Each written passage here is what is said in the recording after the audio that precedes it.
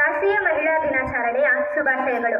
ನನ್ನ ಹೆಸರು ಶ್ರೀವಿ ಮಠದ್. ನಾನು 8ನೇ ತರಗತಿ ಸಿ ವಿಭಾಗದಲ್ಲಿ ಓದುತ್ತಿದ್ದೇನೆ.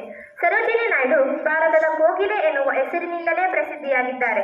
ಇವರು ರಾಷ್ಟ್ರೀಯ ಭಾರತದ ಕಾಂಗ್ರೆಸ್ನ ಮೊದಲನೆಯ ಮಹಿಳಾ ಅಧ್ಯಕ್ಷರು ಮತ್ತು ಉತ್ತರ ಪ್ರದೇಶದ ಮೊದಲನೆಯ ಮಹಿಳಾ ರಾಜ್ಯಪಾಲರಾದವರು. ಇವರು 13ನೇ ಫೆಬ್ರವರಿ 1879ರಂದು ಭಾರತದ ಹೈದರಾಬಾದ್ನಲ್ಲಿ ಜನಿಸಿದರು. ತಂದೆ ಅಘೋರನಾಥ್ ಚಟ್ಟೋಪಾಧ್ಯಾಯ ಹಾಗೂ ತಾಯಿ ವರದ ಸುಂದರಿ ದೇವಿ. ಇವರ ಹುಟ್ಟುಹಬ್ಬದ ಹಿನ್ನೆಲೆಯಲ್ಲಿ ಪ್ರತಿ ವರ್ಷ ಫೆಬ್ರವರಿ 13ರಂದು ರಾಷ್ಟ್ರೀಯ ಮಹಿಳಾ ದಿನಾಚರಣೆಯನ್ನಾಗಿ ಆಚರಿಸಲಾಗುತ್ತದೆ. ತಮ್ಮ 12ನೆಯ ವಯಸ್ಸಿನಲ್ಲಿ ಮದ್ರಾಸ್ ವಿಶ್ವವಿದ್ಯಾಲಯವನ್ನು ಪ್ರವೇಶಿಸಿದರು. ಆದರೆ ಅವರ ಆಸಕ್ತಿ ಯಾವಾಗಲೂ ಕಾವ್ಯದಲ್ಲಿತ್ತು.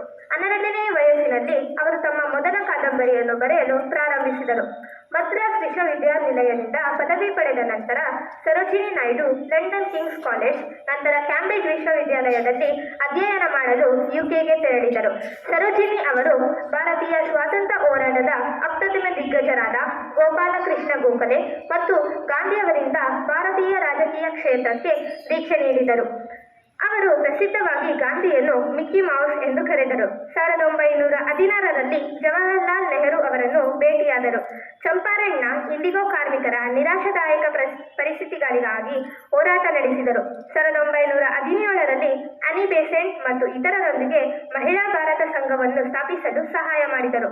ನಾಯ್ಡುರವರು ಸಬರಮತಿ ಒಪ್ಪಂದ, ಸತ್ಯಾಗ್ರಹ ಪ್ರತಿಜ್ಞೆ, ನಾಗರಿಕ ಅಸಹಕಾರ ಚಳುವಳಿ ಮುಂತಾದ ಪ್ರಚಾರಗಳನ್ನು ಸಕ್ರಿಯವಾಗಿ ಬೆಂಬಲಿಸಿದರು.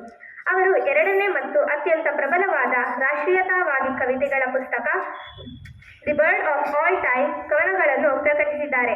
2 ಮಾರ್ಚ್ 1949ರಂದು ಅವರು ಲಕ್ನೋದ ಸರ್ಕಾರಿ ಭವನದಲ್ಲಿ ಹೃದಯಾಘಾತದಿಂದ ನಿಧನರಾದರು. ಅವಕಾಶಕ್ಕಾಗಿ ಧನ್ಯವಾದಗಳು.